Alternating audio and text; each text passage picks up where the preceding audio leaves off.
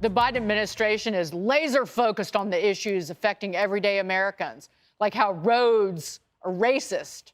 Transportation Secretary Pete Buttigieg says the new infrastructure bill will address that. Can you give us the construct of how you will deconstruct the racism that was built into the roadways that you talked to the Griot earlier? I'm still surprised that some people were surprised when I pointed to the fact that if a highway was built for the purpose of dividing a white and a black neighborhood, or if an underpass was constructed such that a bus carrying mostly black and Puerto Rican kids to a beach, or there would have been, in New York was designed too low for it to pass by, that obviously reflects racism that went into those design choices. Trees can apparently be racist. Vice President Kamala Harris asking NASA about it. Can you measure trees? Because part of that data that you're referring to, and it's an EJ, it's environmental justice, but you can also track by race. There are averages in terms of the number of trees in the neighborhood where people live.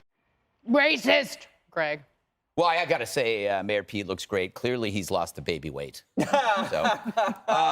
This is the problem with the everything is racist prism, because you can apply it to everything. And it's very seductive because it makes the user seem educated and clever when it's merely kind of repeating something that you already heard. He just heard those stories. So he repeats it and it comes out as, wow, this is really interesting. But it's actually not an original thought, but it's an acceptable thought at cocktail parties. The problem is with this, how does his policy or the policy based on this affect the actual outcome? Right. Like, where are you going to change the bridges or the streets? What if the changes are actually really good for everybody? Like, what if the improvements on this racist, bridge actually is beneficial?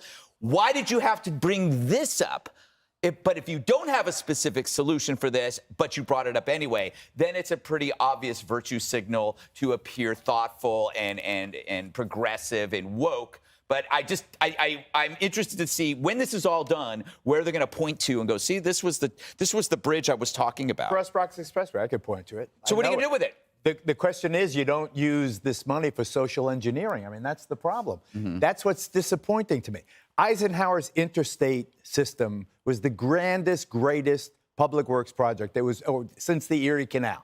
It opened up America for everybody. It benefited everybody, rich people, poor people, black people, white people, Asian people, Hispanic people. Everybody benefited. If we start with Pete Buttigieg leading the way to point at these projects, like to change the bridge over the Cross Bronx Expressway, which works fine now, people have adjusted. Instead of building new bridges or repairing the bridges that exist and tunnels and roadways and making Wi-Fi available for everybody, it's going to be in the hands of the same racially oriented politicians that we used to call poverty pimps when I was the lawyer for the Young Lords. Poverty pimps. They work, they jockey these programs, they find out what's happening. If you make this a social program, a social welfare program, which is what Build Back Better is supposed to be. But if you make infrastructure, social welfare, what you're going to get is nothing. At the end of the line, you're going to have that money squandered. I have a theory about why Buttigieg would be talking about this now, but it's to Greg's point. Anytime you talk about racism and call someone or a group of people racist, you're trying to get them scared and to back off and to kind of butt out. And so, Dana, I wonder, to Geraldo's point, it's because they want power and control over that money and they don't want anybody to ask any questions. It's not going to get built on taking down overpasses. It's going to get built on things that aren't roads and bridges and actual infrastructure. Well, also it says it's $1 billion to remedy. So what's the remedy, right? And that could also be said about the tree issue and tree equity. I understand what you're saying. Like, more trees in a place is a good thing. And if you look at a place like, I believe it's Greenville, South Carolina, 25 years ago, there was this big push to put trees down the main street, and there was a big controversy. It was going to cost too much money. Now it's lovely because the trees are built and the trees have grown up. It's shady. It's a beautiful street to shop along. It benefits everyone. And I think that what the voters were saying last Tuesday is that we can support things that support everybody, but we don't want to be put in these different categories. We might need to right some wrongs in the past, but then again, the remedy, as they say here, is going to actually benefit everyone because we don't have that society that like we used to have. Jesse? I did a deep dive on this No, today. you didn't. Deep, Good. even Really? for me. Oh, wow. And what I found out that, yes, race was a factor in some of the design of the interstate highway system, granted.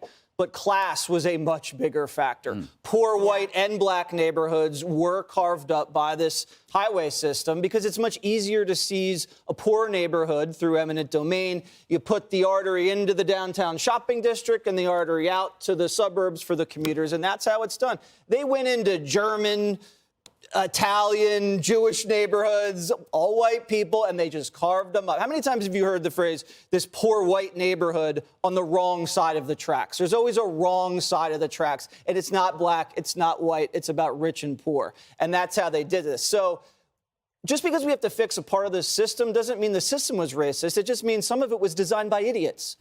Most of the problems we have in this country are because of idiots, not because of racists.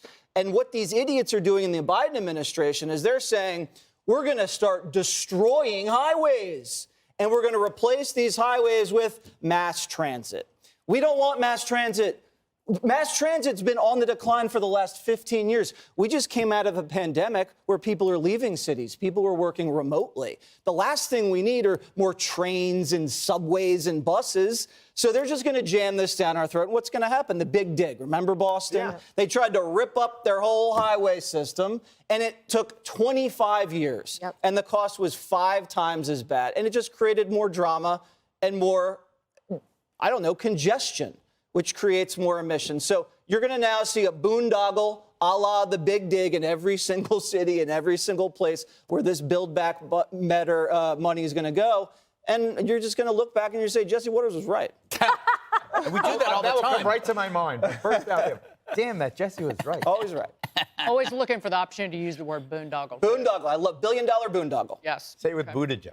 It's his. It's actually. He looks great, by the way. Yeah, he really does. He really has lost You know, that what a big weight. bounce back. Usually it takes months, but you know. I think he was on the treadmill. Yeah, he he did. got the one treadmill they couldn't get. One Peloton. Yes. I was about to make a joke, and I am editing myself because it would get me in so much trouble. It's Dana 5:21. Perino ahead on the 5. Democrats not learning their lesson. They can't stop smearing parents.